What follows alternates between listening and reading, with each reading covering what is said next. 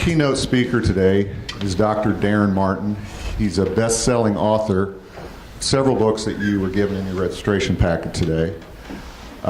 Best-selling A Company of Owners, Maximizing Employee Engagement, Whiteboard, Business Models That Inspire Action, Beached Whale, Learning to Swim in the New Ocean, and The Sink. I've read about 3 of these books, and they're very, very inspirational. I think we're very fortunate to have Daren here today. He speaks all over the country to Fortune 100, 200 companies. And without further ado, Dr. Daren Martin.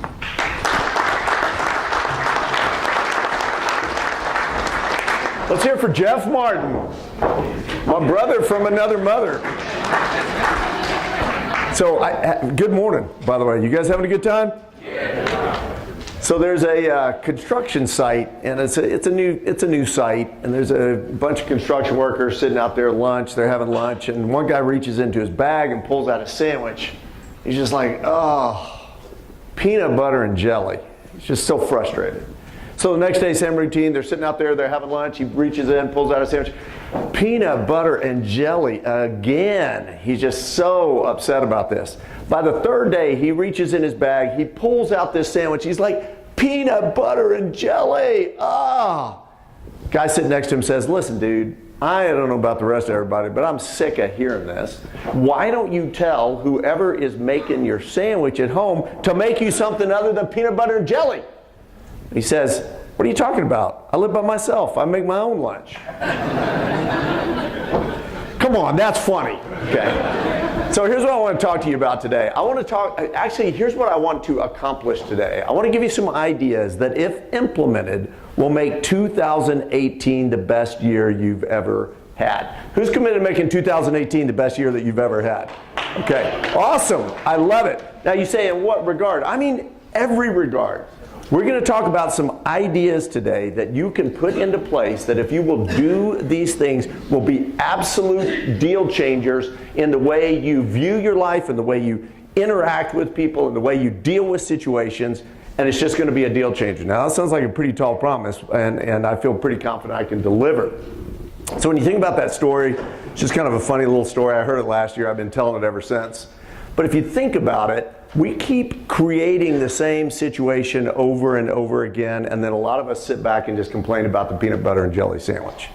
So what I want to tell you is, if you're tired of whatever's going on in your life, or you want something different, maybe things are going great over in this regard, but they're going not so great over in this area. How many of you have one area of your life you'd like to see some improvement in? At least one area. Okay, so if we want to pull something different out of the lunch bag, guess what?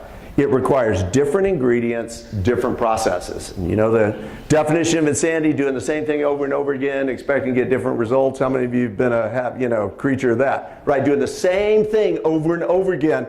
I want to talk about changing that today, and how you can create a complete different experience by, when you reach into that bag to pull that thing out called life, you've made something different, and it's really creating phenomenal results. Okay, so I know you guys have been sitting a lot this morning. I need everybody to do something. Stand up. Everybody stand up. I promise I'm not going to make you dance, although that'd be kind of fun. Okay, so here's what I want you to do. On the count of 3, you have to adopt one of 2 positions, okay? Either, I just won the lottery, woo, this is fantastic, I just won the, the marathon, whatever the case. Or, I am Superman, I am Wonder Woman. You can, dudes, if you want to be Wonder Woman, that's fine, no judgment, but either way. So, I am Superman, I am Wonder Woman. Okay, now look, it can't be floppy, none of this, it's got to be really big, okay? You ready? On the count of 3, adopt one of those 2 positions. 1, 2, 3, go! Hold it. Hold it. Hold it. Okay, get 2 high fives and have a seat. High five 2 people and have a seat. Awesome! All right.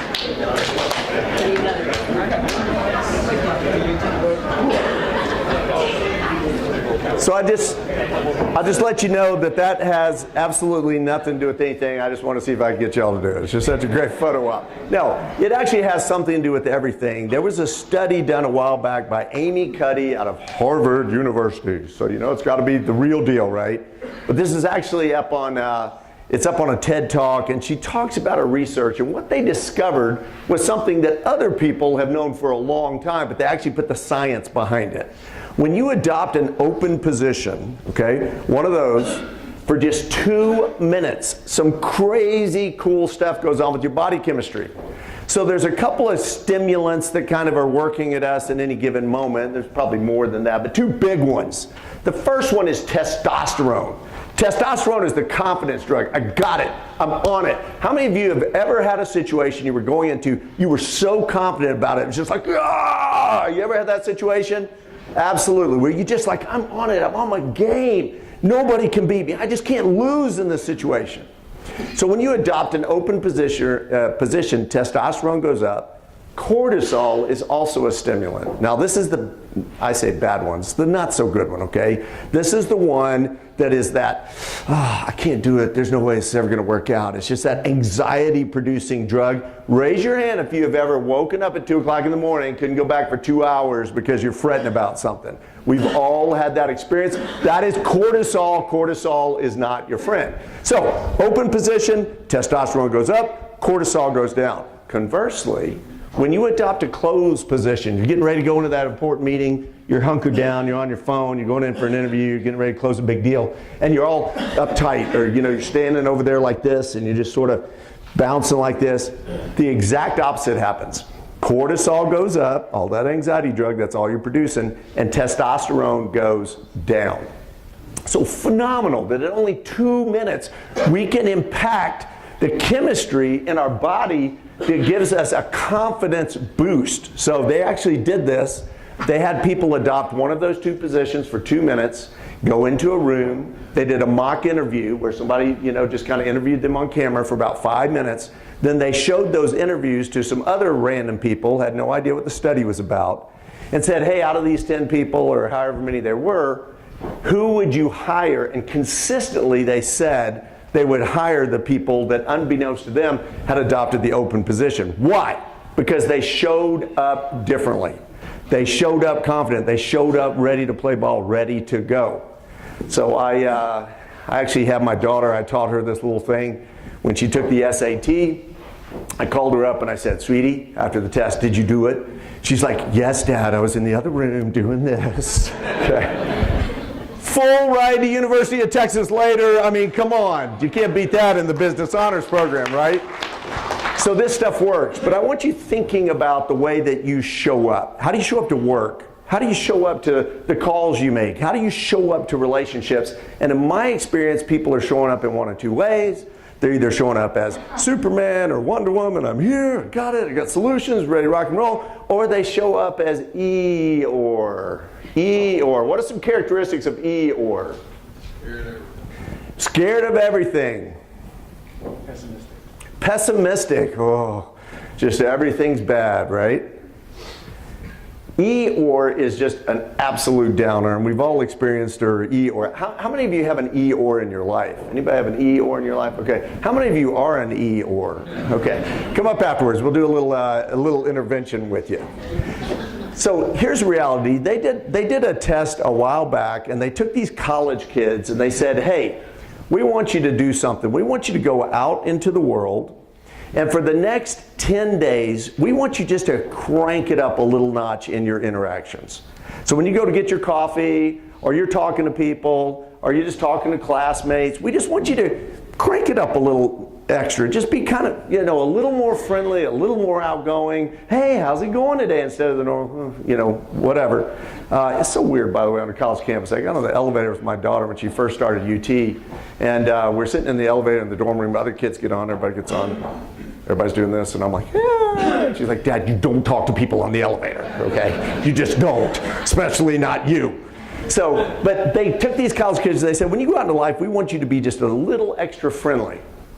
When they came back after those 10 days, an amazing thing had happened.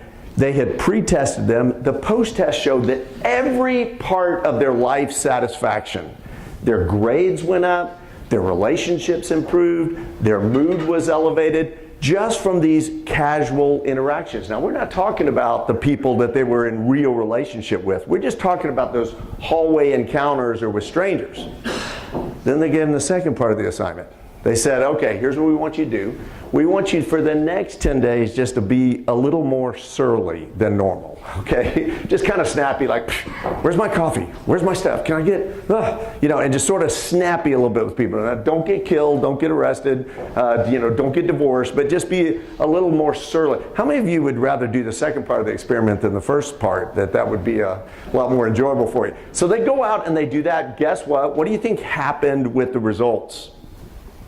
Everything went down. Their grades weren't as good, their relationships weren't as good, their mood wasn't as good, they were a little more down and just kind of depressed and frustrated. So it was pretty incredible. And then they did the third part. And here's what they did with the third part. They said, we want you to go out and just do neither. Just be flat, okay? Just go out and interact with people, not excited, not down, just do something in between. What do you think happened with that result? They went down to the same degree that they went down when they were being negative. So what does that teach us? That tells us that when we are just mailing it in with people, it's not only costing the other people, it's also costing us. So I want to talk to you today about what does it look like to be an owner.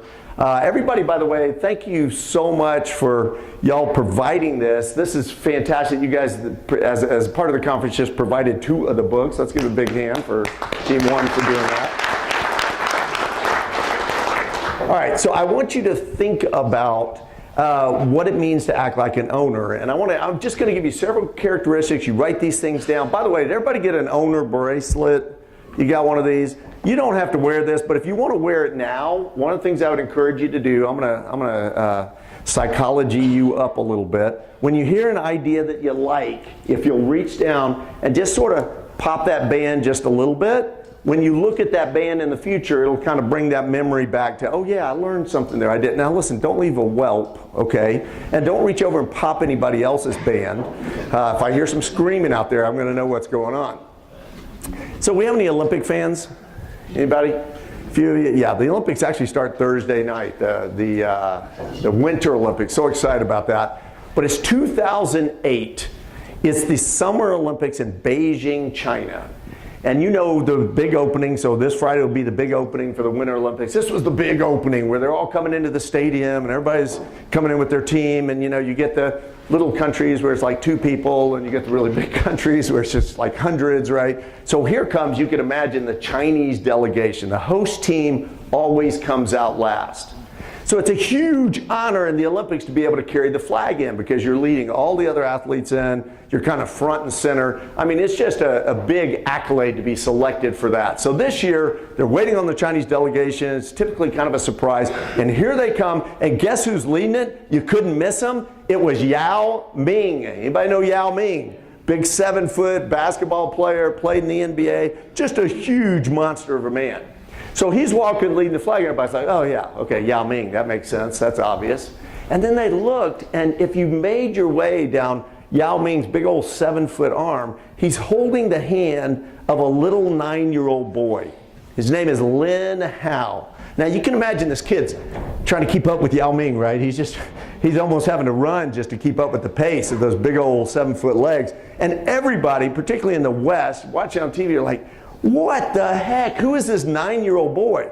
Why in the world would he be leading the delegation in? Surely he's not an athlete. And then we heard the story.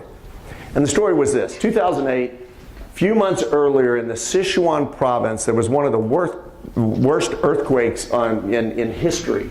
80,000 people died in that earthquake. Anybody remember hearing about that? It was just a cataclysmic event. So Lin Hao is sitting in his classroom with 25 other classmates. The earthquake hits, and the ceiling just crumbles in on top of that. It dawns on me, I've told this story so many times, that this is particularly either exciting or nerve-wracking to this group, right? So this ceiling just crumbles in on top of them. Lin Hao we don't know how, somehow managed to crawl out of the rubble. And he's all scratched up and he's banged up and he's beat up. He's just had the ceiling fall in on top of him. Lin Hao struggles through, digs his way out, makes his way out of the rubble. He can finally breathe because you know all the dust and debris and everything's going on. And he comes out in the sunlight and he is saved. And then he does something really incredible, truly heroic and spectacular. He turns around, he goes back into the rubble and starts pulling out classmate after classmate. There were several that he had to carry out on his back because they were so injured, so damaged. He gets them out there. All told, 9 classmates were saved that day. Lin Hao has them in a circle, and they're sitting around singing songs that he's leading them in when the relief workers show up. So like, what is this? This is incredible. They find out kind of what happened, the heroic efforts of Lin Hao. They pull him aside and they say, Lin, we don't get it. You're 9 years old. What was that about? You were safe. You put your life at risk. There could have been another earthquake. What were you thinking going back into that building?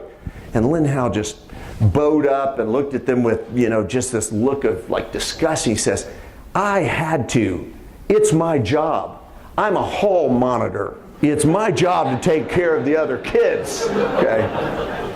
Now, why do I say that? Because when we talk about identity, here's a kid that so identifies with a label, with what it means to do something, to have a job, to work for a company, that he's so identified with it that he will do heroic things. What are you excited about being a part of, and what's your identity? Most of our identities are given to us by other people. Who are some people who have influenced your identity, your idea of who you are? Give me some people. Parents. Good or bad, right? Teachers. Good or bad. Absolutely. We've all had these interactions, brothers, sisters, enemies. How many of us have kind of adopted this particular view about who we are because somebody else has hung that identity on us? Owners have an identity. It's an unshakable identity. Strong companies, by the way, have a really strong sense of identity. People are either proud to wear the colors or they're not. By the way, thank you to Team 1 for this very cool hat. I'm going street and leaving the label on it right there, but look at that right there, right? So what is this? This is a label. This is an identity. And people either walk into their life and their experiences going, man, I am proud of who I am. I'm excited about who I am. Or they're walking in going, I'm a failure. I'm a this, I'm a that. Biggest thing you can do is take control of the conversations in your own head, because I guarantee you that 90% of people in the room, they're not yours. There's stuff that you've heard over and over again from other people that have been reinforced over time, and you just play those messages again and again. I remember going to an event about 5 years ago, I went through a really big transformation, and I said, I'm done. I'm sick and tired of being sick and tired. I'm going to go out and change my life. And one of the things I did was I went out and started listening to other people, hearing some teaching. I thought, I'm out there teaching all the time. I'm going to go soak it in. And I went to this particular event, and this very well-known man gets up there, and he's a big beast of a man, and he started this mantra, and he said, now I am the voice. And everybody in the room said that, now I am the voice. And I got to tell you, at 50 years old, I'm sitting out there thinking, wow. And it was stunning to me, because I realized for many, many years I'd not been the voice of my own head. You got to take control of those conversations. You got to create your identity. By the way, when we talk about from a company standpoint, how do we know what a company's identity is, what their mission is or their values? Where do we find that? The website. On the website. You walk in the door, it's up there on the wall. Now I'm going to tell you that most of those mission statements that were put together by some big high-dollar, consultant came in and they wordsmithed something for about 2 or 3 days, and then they come out with something brilliant like, we exist for the furtherance of our continuancy for our quality care to ensure that the customers are not cheated and that we blah, blah, blah, right? I mean, most mission statements are not worth the paper they're printed on. In fact, if you went to one company and took it off that one, and you go to another company and you swap them out, nobody would know the difference. I was actually speaking to over 500 admins from some really big companies at a deal in Vegas. And I said, raise your hand right now if you can recite word for word your company's mission statement, 7 hands out of 550 people went up. I thought, well, okay, that just shows the ridiculousness of that. So I don't want you to think about necessarily just mission, but I want you to think about a business actionable mantra. A mantra is very different from a mission. Now I've seen some great ones, by the way, and I actually like what I saw on Team One's site. It's very clear, it's concise, it's what you do. I've seen some other ones. I always love the ones where it says, we obey the law. Okay, isn't that just kind of table stakes, right? Do you really have to announce that as part of your mission, that we're going to obey the law? BAM is a completely different thing. A mantra is something that you live every day. You get up, you tell yourself that, it directs your behavior. So raise your hand if you've ever been in, stayed at, had a drink at, driven by, heard of the Ritz-Carlton. Anybody ever had? Okay, so I was talking to somebody the other day whose child works for the Ritz-Carlton. And they got a really great room rate in Fort Worth, by the way. They're staying in some hotel for like $30 a night. I'm like, what the heck? So I need to encourage one of my kids to go work. What kind of experience or service would you expect to get at a Ritz-Carlton? Top notch, perfect, flawless. Now, does it matter if you're in Hong Kong or Dallas, Texas, or Naples, Florida? Does it matter what Ritz-Carlton you're in for the kind of service you're going to get? No. Somehow they have managed to marshal across all their employees a consistent, repetitive pattern of service that is just worldwide known. So anybody know what their BAM is, their business actionable mantra? Any ideas? We are ladies and gentlemen serving ladies and gentlemen. Now just think about that. Think how simple that is. And think how that influences every single action, whether they're going in, whether they're valet drivers, or they're cleaning the room, or they're the dishwasher, or they're the VP of sales. It influences every interaction. Some other great ones, the Navy SEALs. Who knows what their mantra is?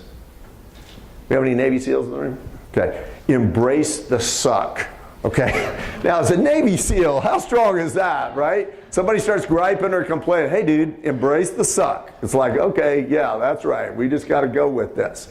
We saw a great one recently. It's for Zappos, which is the online shoe store that has made the news in the years because of just being a place that people line up around the block to go to work for these $12 an hour call center jobs.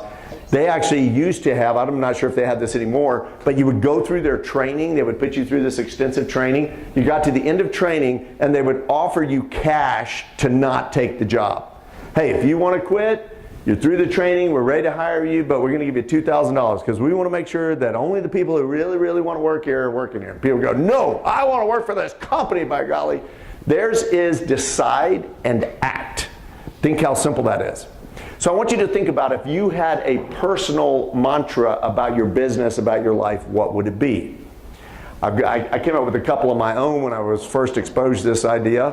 One of mine is, I amplify the inherent greatness in every person I meet. Has your greatness been amplified? Anybody? Okay, we got some time, so we're still going. I amplify the inherent greatness in every person I meet. So that assumes a couple of things. First of all, that people have inherent greatness, and I really do believe that's true. We are made for greatness. And I want to pull that out of people, and I do that by just bringing a different level of energy to the game. How much energy do you think I have to bring into a typical coffee shop on a Monday morning to be the biggest amount of energy in the room? Not much. I mean, if I just walk in and say, hi, we're already started, right?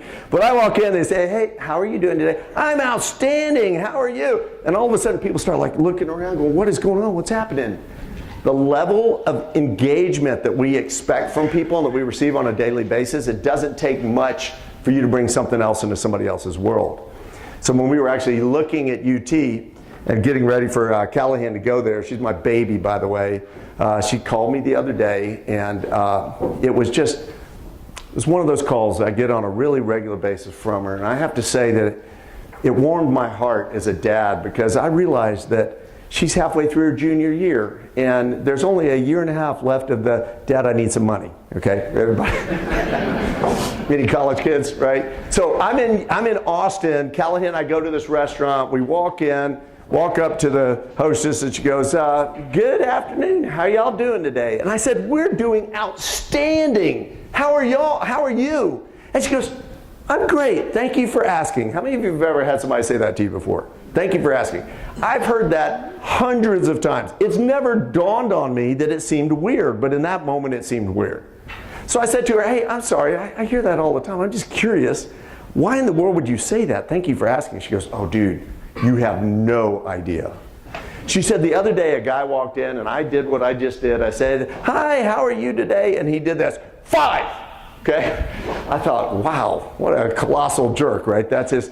So how much energy does it take to build up somebody's life? Not a lot. And guess what? It comes back to you in spades. I walked into a gas station, one of my longest running clients. Over the last 12 years, I had a 10-year contract with an oil and gas company on the refining side. So I would go out to all the refineries. I dealt with everybody from the C-suite, coaching with the execs sitting in headquarters, back in Dallas somewhere, to people out in the front lines and people that were, cut coke for a living or worked on the cat cracker. And I'd go sit out there in the control room and yak with them and find out what was going on and what they hated and what they liked and what they needed, and I'd kind of carry that message back. So I'm out in Cheyenne, Wyoming at one of these refineries, and every day I would go into this gas station that was kind of on the way. I'd stop and I'd get my coffee and I'd get a couple of bottles of water to bring with me. And I go up to the counter that day, and it's always the same 2 people working there. It's an older lady and a younger girl. So I walked up to the counter that day. Nobody else is really in there. I said, hey, how are y'all doing today? Like, oh, we're doing great. So good to see you. I said, yeah, it's all. I said, do you know how important your job is? And they looked at me. They're like, dude, are you kidding me? We work in a gas station. We check people out in a gas station. I said, no. I said, no, I completely disagree with you. I said, for many people, when they walk in here to get their coffee or water or whatever like I'm doing, you're the very first interaction they're going to have for the rest of the day. And the way that you interact with and treat them starts their day off either on a really negative note or on a great note. How many of you have ever had somebody just start your day off on a really negative note, right? It's just, okay. For how many of y'all, again, is that you? No, that you started your day. We got in an Uber the other day. We were coming back from the airport. And I said, how are you doing today? And he goes, I am terrible. And he begins to tell the story. For the first time ever as a 1-year Uber driver, he had to put some guy out of his car right in the middle of DFW airport. It's funny because when we passed back through, the guy was out there talking to the cops, like, you got to go arrest my Uber driver. He put me out. But the guy was just out of control and saying all sorts of stuff. And he's just like, you got to get out of my car. So by the time we interacted, we got back to our place. He's like, oh. Thank you. Okay, I'm recharged now. I'm ready to go. I got this. But one interaction has just absolutely, completely destroyed his life. One of my other mantras, by the way, is we live life joyfully and abundantly on our terms while being a blessing to everyone around us. So here's what I want you to do. We're not going to write the mantra right now, but I want you to write down 3 words, 3 quick little ideas that you want to be about, that if you were to build a mantra, something you would get up out of bed every day and say, this is me, this is what I'm about. Jot that down real quick, because I hope it's going to start you down that journey. So write down 2 or 3 words, and then share them with somebody seated next to you. 2 or 3 words, what you want to be about, what you want to be known for.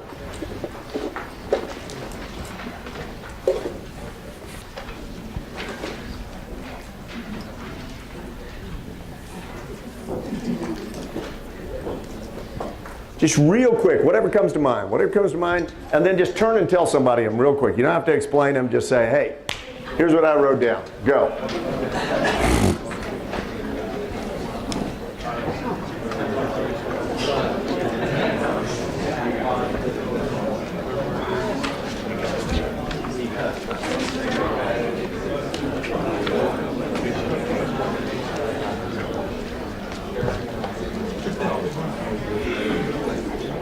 Okay, does some brave soul want to share? Does anybody already have a couple of mantras, things that you live by the way? You want to share what that is? Create, produce, and solve the problem. I mean, you can evaluate every interaction, especially in a work context, by whether you did that or not, right?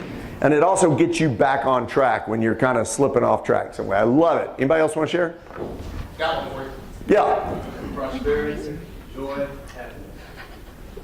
Prosperity, joy, happiness. I love it. Prosperity, joy, happiness. When you look at that, I mean, it's like mine with we live life joyfully and abundantly on our terms while being a blessing to everyone around me. I'll be sitting down sometimes and I'm doing taxes. And I'm thinking, very, griping, grumbling. I go, wait, whoa, what is my mantra? I live life joyfully and abundantly on my terms. What a blessing it is to get to do taxes. This is awesome. I'm going to change my mood. I'm going to change the level of energy that I bring to that game. By the way, people say all the time, life is too short too. How many of y'all have ever said that? It dawned on me a couple of years ago, I don't care how long life is. If life was 50 million years long, why would you want to waste 1 second of your day doing something that doesn't build and bring prosperity, joy, happiness? Okay. So, if you're going to be an owner, you have to master your mind. Many people feel like they're in control, their environment is in control of them. We call that external locus of control. Other people feel like I'm in charge of my world. In fact, Napoleon is quoted as saying, circumstances, what are circumstances? I create my circumstances. So you don't have to raise your hand for this, but how many of you feel like your life has been shaped by a bunch of other people and it is what it is just because of all these outside sources, the market and somebody gave me bad advice back when I chose a different path than I wanted to choose, etc. If you raise your hand on that, there's other people in the room who go, hey, I made the peanut butter and jelly sandwich, and I'm in that camp. Which of those groups do you think statistically proves to be more resourceful, more energetic, happier over the course of their life? Well, I'm going to tell you right now, it's the people who decide to take responsibility for their life. So we'll talk about that in a little bit. But you got to start by mastering your mind and emotions. So I want you to do something. Look around the room and look for all the red you can see in the room. Just chronicle it. Just look around, see all the red. See red, red, red, red. Okay, now close your eyes. Everybody close your eyes. I mean it. I can see you. I'm up here. I can see if you've got your eyes closed or not. Now, tell me about all the blue you saw in the room. Okay, didn't happen, right? Open your eyes. You can open back up. Now, that's a silly kind of assignment because guess what? I gave you the assignment, look for all the red. Then when I say, tell me all the blue, did you see much blue? No, you probably didn't. There's a little thing in our brains called the reticular activation system, the RAS. And basically how it works is this. You see what you are looking for. How many of you have ever decided to buy a new vehicle? I'm going to get, that F-150, or I'm going to get the Honda, or whatever, some vehicle I've always wanted to get, and you're going to go get that, and then when you drive around, and what do you see everywhere? I mean, it seems like everybody's driving that vehicle that you were kind of thinking about. Or you have some kind of experience and you're new to something, and all of a sudden it seems like everybody's wearing that or has that or does that, right? That's because our attention is hyper-focused on the things that we're expecting. Now, it works the same way as you get out there and you start dealing with people. If you have told yourself that the world is a bad, scary place and people are out to screw you over at every turn and they're just mean sons of guns and they just can't wait to just stick it to you, what kind of people are you going to run into on a regular basis?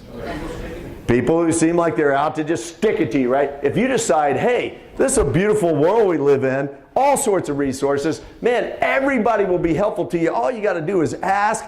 People are on your side. Just make this happen. What kind of people are you going to run into? You're going to run into those kind of people. So the results that you're getting on a day-to-day basis, believe it or not, are actually the results, I believe, and I've got some good science to back this up, that you are programming in advance. When you get up in the morning and you tell yourself, oh, this day sucks. It's going to be horrible. It's Monday. I hate Mondays. What are the chances that's going to end up being a really great day? Not so good, right? Or you're going on a call and you're like, oh boy, this is one of those. I can just tell it. It's out in this area. It's doing this thing. It's going to be difficult. I can tell right now this client's going to be difficult. What are you going to be hypercharged looking for? You're going to be looking to reinforce because your brain goes, oh, okay, that's what you want? That's what I'll give to you. So why not set yourself up for success? And it basically involves three things. There's a little magic triad. One is physiology. If you've ever gotten up in the morning and you're just miserable and you're dragging down, I catch myself sometimes, I'm coming down the stairs, I'm just kind of like, ooh. All I have to do is this. I get it because that really impacts the chemistry. And I bow up and I'm like, whoa, okay, this is a great day, okay? And I just open up a little bit. Guess what? My mood changes. The other thing is your language, the way you talk to yourself, the things you say. This sucks. This is horrible. I had a friend one time called me up on the phone. He's like, I am desperate to get some cash flow in here. I'm just desperate. I said, well, good luck with all that, because this sure ain't going to happen. So, anybody ever been single in their life? Okay, every hand should go up. What happens when you walk into a bar and you are desperate to meet somebody? I gotta meet somebody. Does it happen? No. People can smell desperation about, or I gotta make this sale. Okay, this has to happen because my life is depending on this interchange, and you're gonna do this, right? You're gonna give me. No, people pick up on that. So this guy was operating from a position of desperation. He's telling himself, I'm desperate, and guess what? That's a very different conversation from, wow, I'm a little resource deficit right now. I can't wait to see how this works out because I know there's money coming. Completely different mindset. So it's the physiology, it's the way you talk to yourself, and then it's where you put your focus. Those three things can absolutely transform your day. Now it takes a little bit of work, because most of us have these, again, tapes that are pretty deeply embedded in us that we tell ourselves over and over again. I've got some aging parents. You got to clip this out of the video so my mom won't see this, but we just spend some time with them. I hear from my parents, or at least my mom, probably 8 times a day. It's just hard getting old. It's just hard getting old. And I'm like, well, yeah, it's hard getting old. All you're doing is reinforcing that it's hard getting old. I mean, there are people that go into their 90s that are still active and vibrant and doing things and saying, I love this stage of my life because I got a lot to offer and a lot of things to do. So how you use your physiology, the way you talk to yourself and where you put your focus is really what's determining the way that your day ultimately is going to go. Okay, so some owner qualities. Owners eliminate friction. I need a volunteer up here.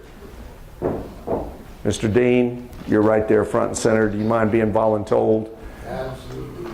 Okay, come on up here. Good response, by the way. By the way, speaking of that, the way we talk to ourselves, I heard a great, anybody seen Dilbert cartoons? Yeah, so in my book, Beached Whale, Learning to Swim in the New Ocean, I talk about companies that are beached that kind of miss the memo that the world as we know it is over. And, so it's time to make some changes.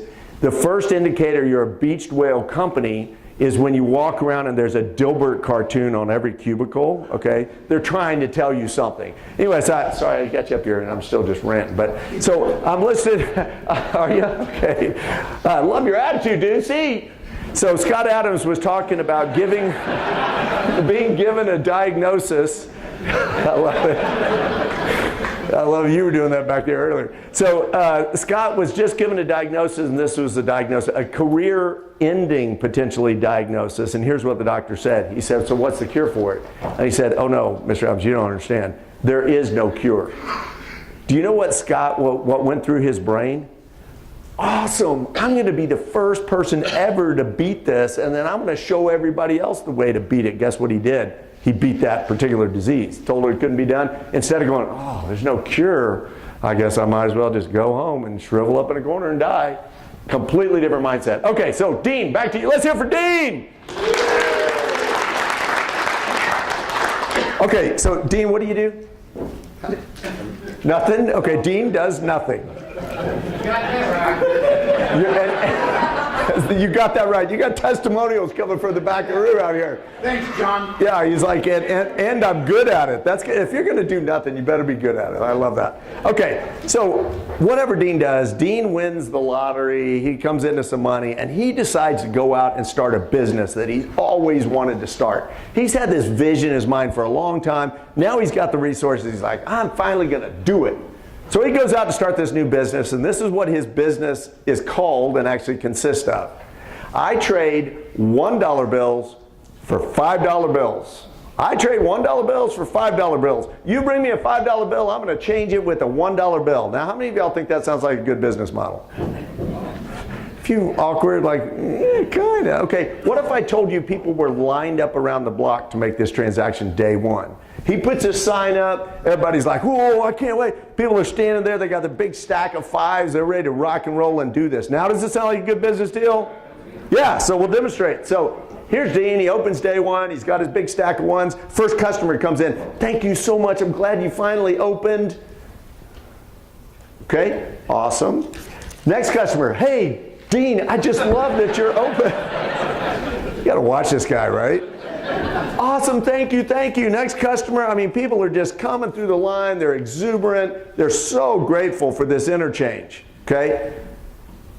If this is your business, I love Dean, how fast do you want to make this transaction? A little quicker than Dean's making it, right? He's got a very casual approach for making $4 on every transaction. Absolutely. Make you feel comfortable. Okay, well, thank you. You're doing a wonderful job. Okay, Dean, I'm going to take my money back. All of it. I'm going to give you, he's keeping the fives. Let's hear for Dean. Okay, Dean, I'm going to actually hook you up with a book for being voluntold. Okay, silly kind of illustration, because who in the world wants that, right? Who in the world is going to do that business? Now, raise your hand if you have ever waited 20 minutes or longer at a bar to get a drink. Raise your hand. 30 minutes or longer at a bar to get a drink. Okay. See all those hands? That's all the alcoholics in the room. I'm just kidding. Okay. By the way, that guy right there buying us drinks last night. How you doing? Mark, right? Yep. Good to see you, brother. Yeah, so we want to make that transaction. In fact, I went around, because it wouldn't happen, I went around to the other side of the bar and I was trying to get beers for everybody. I come back, somehow Mark's already magically worked it out. So we ended up with double beers. That's a good problem to have. At any rate, that's friction, and that's bad business. Because isn't that the bar business? I hand you a $5 bill and you give me a 50-cent Miller Lite. I hand you a $10 bill and you give me a 50 cents worth of vodka, or Maker's Mark or whatever in a glass. That's the bar business. Why in the heck would they want to do that? I went to an event right over here in Addison. Some of you local folks maybe been to. It's a big outdoor thing. They got music. They had like Journey was playing, all sorts of cool stuff going on. I go and stand and look at a line that is 50 people deep, 40 to 50 people deep, to buy some coupons, so we can go stand in another line that's 40 or 50 people deep to finally get a beer. You know what I did? I went home. I'm like, I'm not doing that. Lines, friction, stuff that gets in the way of people doing deals and making business is bad business, and it comes in all sorts of levels. How many of you have ever left something on the shelf in a store because the line was just way too long? How many of you have ever done that? Just abandon that product. Or you're trying to buy something online. Okay, we need your 50-year history, and what is your mother's maiden name? You're just done. Now, what company is the king at eliminating friction? Amazon.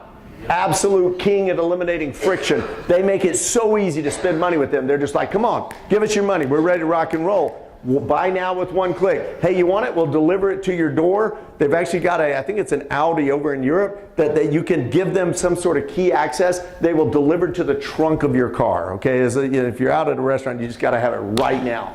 Amazon says, you want to spend money, we're going to let you spend it. There's a reason that even when the stocks were declining on, earlier or late last week, that Amazon's still cranking up there, and they just keep on climbing. Why? Because how many Amazon users do we have in the room? Okay, look around the room. Look how many people are Amazon users. You want to eliminate friction. So what does friction look like in your business? It could be all sorts of things. Anything that makes it difficult to make the transaction happen, to close the business, you want to eliminate friction. Okay, owners leave it better than they found it. So a buddy of mine, Walter Nussbaum, he's actually a co-author on the book, The Sink. This story is what that book's about. Walter walks into a bathroom. He's at an airport, walks into a public restroom. He goes, he's walking through the door, and there's a guy, and this guy's like in a big old decked out suit, and he's got the tie and the vest, and he's over there. And this guy is grabbing paper towels, and he's just wiping down the whole sink, okay? And Walter goes up to him and makes a little side comment, goes, wow, they sure have well-dressed help around here. And the guy just kind of laughs a little bit, and he says, well, you know what they say, why not leave it better than you found it? And Walter went, an interesting idea. So the guy leaves, Walter goes, washes his hand, comes up. Guess what Walter did? He starts wiping down the sink. Not just that time, but every time. Then he tells me the story. Guess what I do? I wipe down the sink every time. So I called Walter up one day and I said, hey, this is the easiest book I've ever written, by the way, and it's going to take you about 6 minutes to read. But I said, Walter, guess what? We wrote a book. He goes, we did? And I said, yeah, it's called The Sink. Remember that little story you told me? I wrote it down. We're going to be co-authors. I will put your name first since it actually happened to you.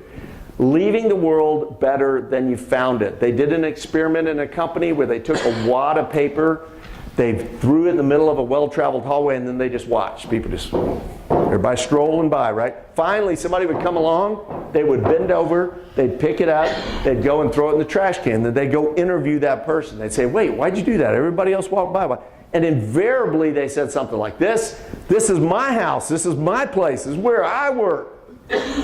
So I was out on a morning little power walk one time, and it's like 6 in the morning, and I'm walking by, and I see this cement truck on the way back from my walk. Now, what would you expect that cement truck looks like? What would you picture in your mind a cement truck? Describe it to me. Old, dirty. Okay? This was the opposite of that. This thing was immaculate. It was sparkling. Okay? And I'm going, whoa, that's a weird deal. And not only that, I look over and there is a guy down on one of the rims and he's polishing up the chrome, right? He's got this rag out and he's polishing this sucker. So I'm walking by and I thought, boy, that's weird. I'm like, oh, no, I gotta go. So I go back. And I said, hey. He goes, hey. I said, are you the truck driver? He goes, yeah, I am. And I said, well, what are you doing? And he's like, well, I'm cleaning the truck. And I said, yeah, but why? And I expected him to say something like this to me. Oh man, we get in big trouble. These trucks aren't clean. I'm gonna lose my bonus. You know, the managers really get on to us. Part of our contract. He just looked at me and he said, you gotta take pride in your work, right? Oh boy, there's a guy that's an owner, right? That they have built in that company such a high culture. We were talking about this earlier today with construction and other stuff where people just get sloppy on things. Owners leave it better than they find it. It's not just the environment. They leave people better than they found it. So there's a great story about little Johnny the Bagger. Anybody ever read Johnny the Bagger? Johnny the Bagger was a kid that worked in a grocery store. I think he was a little mentally challenged, and he was sacking groceries in the store. He had this big job, and he was really excited about it. And he comes home one day to his dad, and he says, Dad, I'm just so sad. He says, what's going on, Johnny? He says, man, every day I go to work, and these people are coming through the line, and they just look so depressed, and everybody's down and just draggy. I want to do something to have an impact. So they brainstorm a little bit, and they come up with this idea, and they start writing out all these little things like, you know, they probably weren't this cheesy, but today is the first day of the rest of your life. You know, you're beautiful, don't forget that. Or, you know, stop and smell the roses, whatever. All these little pieces of encouragement, they put them on these little strips of paper. Johnny goes to work the next day, he's got it all armed, he's in his pocket. He starts sacking the groceries, he slips, you know, one of those. Every time he's sacking somebody's groceries, he puts it in the bag. 3 weeks later, the manager, I worked, by the way, 4 years at Kroger. We have any former or current Kroger employees? I worked for 4 years, Kroger, way back when. So I get the grocery sacking thing. So he's doing this. The manager is sitting up in his little nest, and he looks around and goes, whoa, whoa, whoa, whoa, we have a problem. We need more checkers to the front. We got a big problem because here's aisle 3, and it's just lined up, all these people waiting at lane 3. Then he starts looking, he goes, wait, 7's open, 10's open, 12's open. He runs out, he's trying to shuffle people. Hey, look, 12's open, 10's open, come on over here, we'll get you checked out right. No, I'm just gonna stay right here. Then he hears the story. It turned out people were saying, I came just because I wanted to be in Johnny's line. I love that little bit of encouragement that I get. Lady told him, I used to come grocery shopping once a month. I hated it. I dreaded it. I would just load up on stuff because it was such a tedious process. She said, now, if I'm within 5 miles, I go out of my way to come by because I just want that little bit of encouragement from Johnny. Owners leave it better than they found it. So has anybody read the 2 books y'all got yet? You just got them, right? Okay, so I'd be surprised if you had. So a little word about the books. This one's been called Best Book Since Good to Great. You've got a copy of that. It's very easy. In fact, I just watched a guy that runs a construction company read it cover to cover on the plane ride that we were on. And So he got to the end of it, and I said, so what do you think? And this is a big old dude. He's running a construction company for like 28 years, and I said, so what do you think? The dude starts crying, okay? Now, there are a bunch of dudes in here saying, I'm not going to read that book if it's going to make me cry. So he starts crying, and just a little tear, and I'm like, hey, was it that bad? That's not the response you're looking for when somebody reads your book. He says, no, you know what? It reminds me of what I started out to do with the company and how far away we've gotten from it. He said, I'm going back, I'm going to make some changes. So Beast Whale is about getting unstuck. I already talked about that. This little one is The Sink, the one I was talking about that Walter and I co-wrote together. And then this one's a hand-drawn, handwritten book. They're saying the first of its kind. This is the first foreign publication. Came out in Thai in January. So really excited about this book. Leonard Cohen loved it so much he sent me an autographed copy of his poetry book where he died last year. Somebody gave it to him.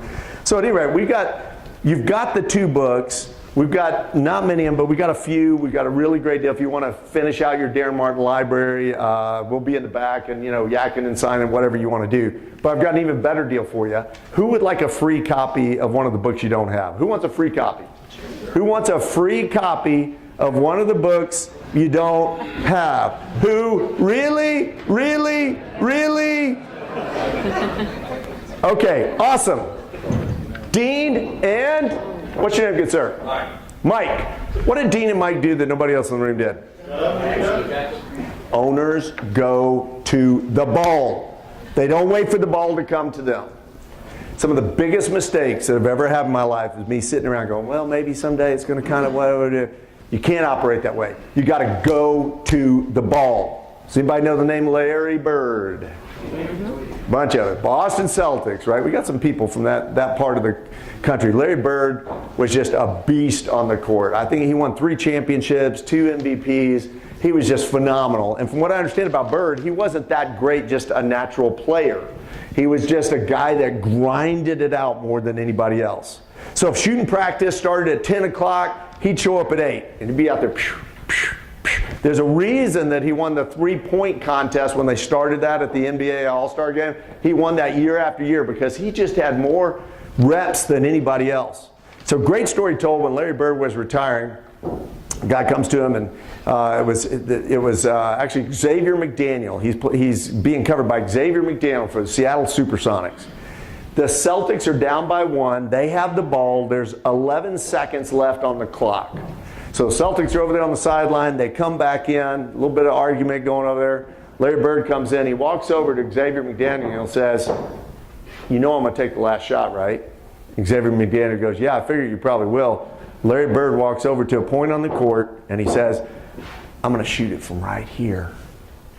So sure enough, the ball comes in, pass over to Larry Bird. Bird's over here. He comes over to that exact spot, post up, jumps up, does a little spin around move.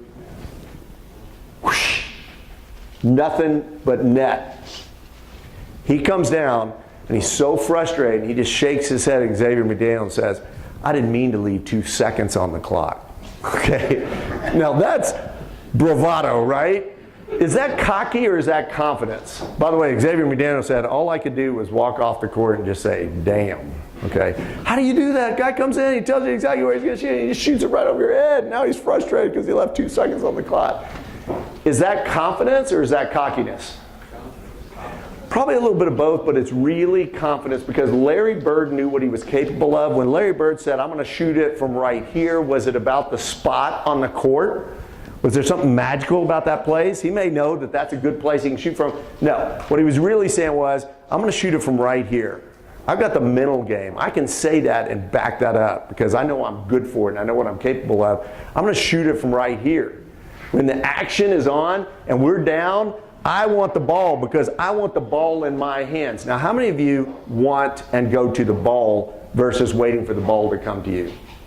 Buddy of mine says, quit waiting for your ship to come in. It's not going to come in. You have to go build it. So back to you. You're not comfortable with that peanut butter and jelly sandwich? It's time for some new ingredients, a new process that is going to get you to some new outcomes. Owners go to the ball. Okay, so one more thing. Owners are masters at rapport building. I heard that today by the way, I was out there mentally taking some notes with the attorneys. Hold on just a second, sorry. Mom, Yeah, can I call you back? It's actually my alarm going off, just telling me I'm getting short. That was funny. Y'all like, okay, yeah, talk to your mom. That's cool. Jeff's in the back going, dude, you can't take a call from your mom in the middle of the presentation. So owners are master rapport builders. I loved what the attorneys were talking about, all the tips and tricks and the ideas and the ways to, kind of interact with people. But the reality is, people are more agreeable to people that they like than people they don't like. Do people do more for people they like or people they dislike? Absolutely. I had some guys when I was out at the refinery. This one spot I went to, they had management by screaming and yelling obscenities at people. Okay, that was just kind of their company culture. And the big guy that had hired all these little pit bulls, he would tell them things like, "Go put a boot on their neck," or "You go tell them I'm gonna put my boot so far up their rear end if they don't blah blah blah." Okay, whatever. All that aside, so one of the guys that worked there was telling me about one of these big leaders that was a little pit bulls, and he says, "Daren, I'll tell you right now, there isn't a person in this place that would do a damn thing for that guy." Now, excuse my French, that's just a quote. Wouldn't do a damn thing for that guy. And I thought, wow. So I talked to some of these guys to do some coaching with them. I'm like, hey, I said, well, you know what? I'm really difficult.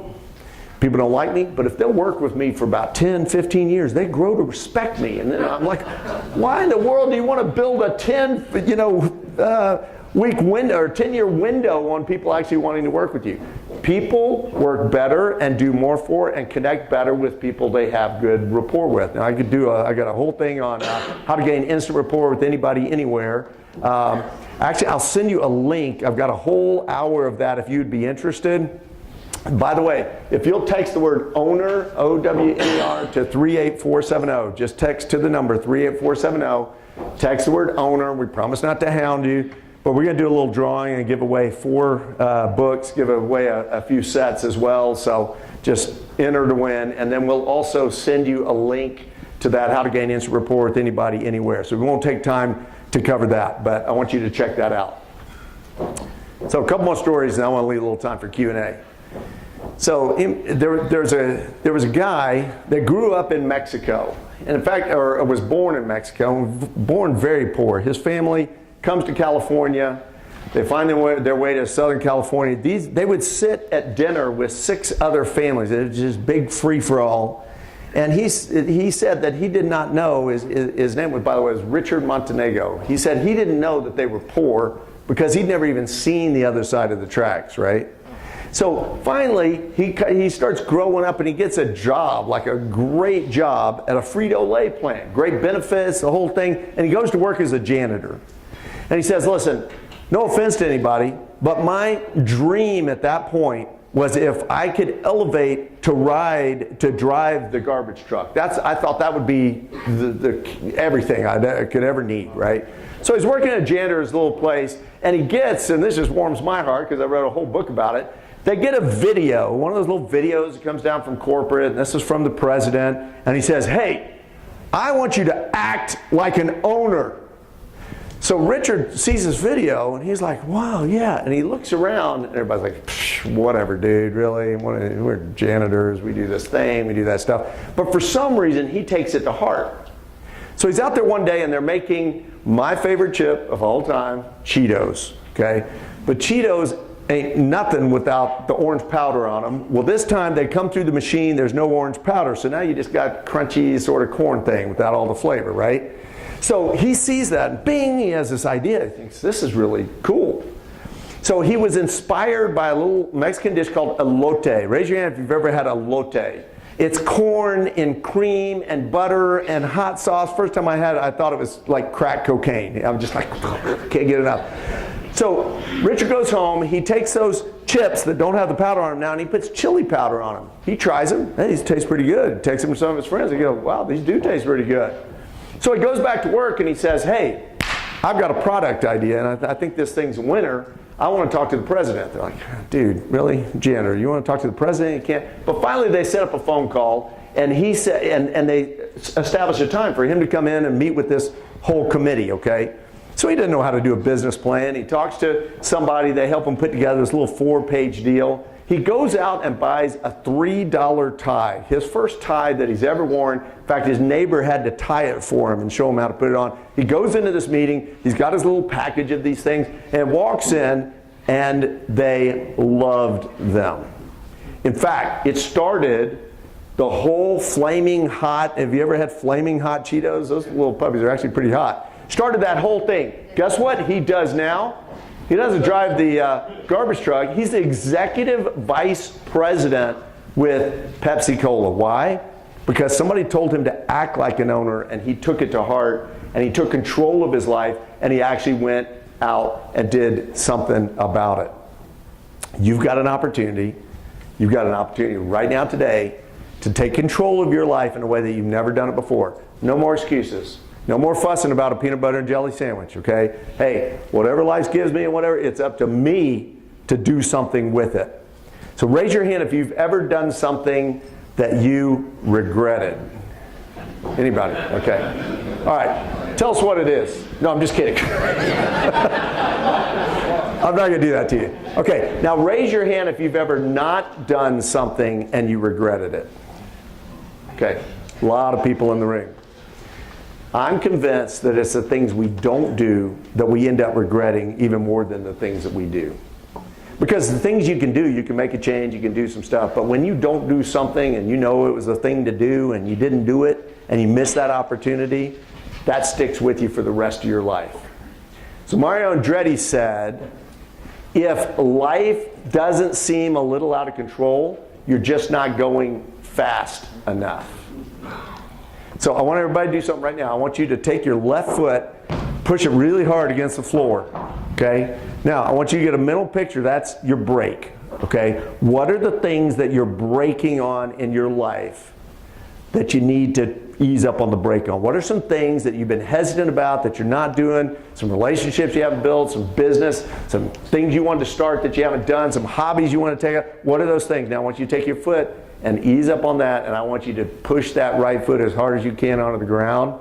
And I want us to agree today that those things, that we're not going to go to our grave with a bunch of hesitancies. We're not going to get to the end of 2018 and say, oh yeah, that dude from Dallas came up here and told me all this stuff, my life changed, my life hasn't changed, still peanut butter and jelly. But you're going to walk into 2019, you got 11 months left, with this being the most significant year of your life. You're willing to do that, push that pedal hard, get life a little out of control, and see if things don't just open up for you. Thank you.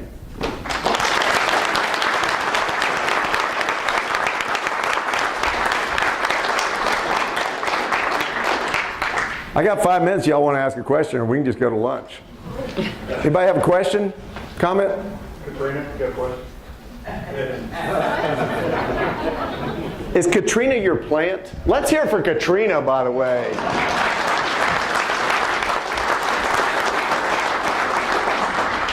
And now, ladies and gentlemen, welcome back to the stage, Jeff Martin.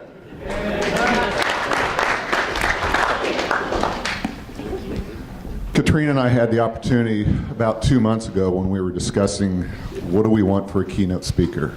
We've had professional athletes, and we thought those were good, but we were looking for a different message, and we walked out of that meeting realizing Daren was the message for us.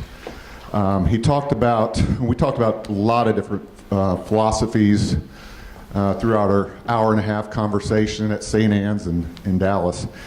But the leaving things better than you found it has stuck with me since. So thank you. Thank you.